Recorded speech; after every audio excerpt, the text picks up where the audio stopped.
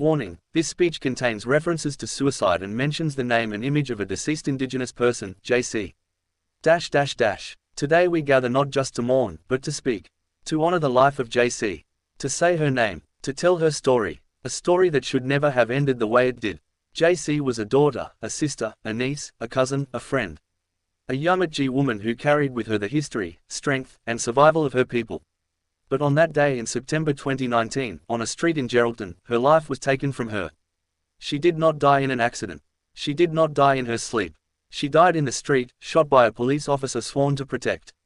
For 5 long years, her family, her community, and all who walk this land with respect for its first peoples have waited for answers. Answers that speak to truth, to justice, to accountability. And now, finally, the coroner has spoken. Coroner Ros Fogliani found what we already knew in our hearts. That JC's death was preventable. That the systems failed her.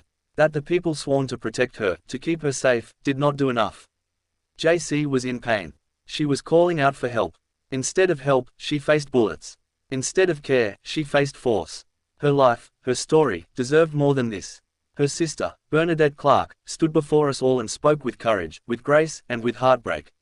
She thanked the coroner, not because it brings JC back, but because in that courtroom, for once, their voices were heard. The coroner was our only voice when we could no longer use our voices, Ms. Clarke said. And in those words, we hear the exhaustion of a family forced to fight for justice that should have been given freely. We hear the sorrow of loved ones silenced by grief. We hear the strength of people who refuse to give up. This is not just a story about one family. It is a story about a nation. A nation where too many Indigenous lives are lost in police interactions. A nation where justice feels like a distant hope rather than a right. A nation where Aboriginal people still fight to be seen, to be heard, to be valued. But today, we honor JC not as a statistic, not as a headline, but as a woman who lived, who loved, who laughed, who struggled, who mattered. We remember her as more than her last moments. We remember her for her whole life. For her resilience, for her spirit, for her place in the Yamatji community and in the broader story of this country. And we ask, how many more?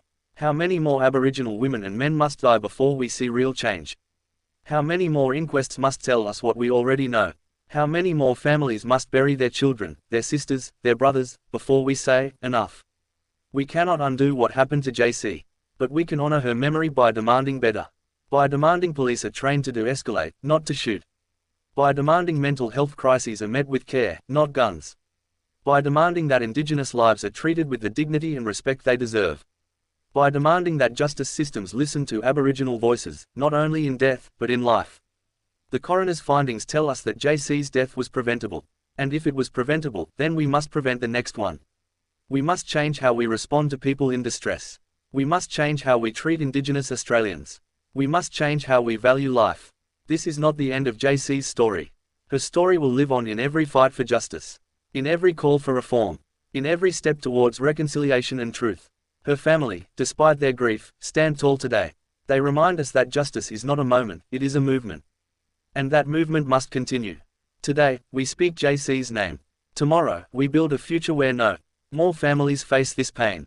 May her memory guide us. May her story change us.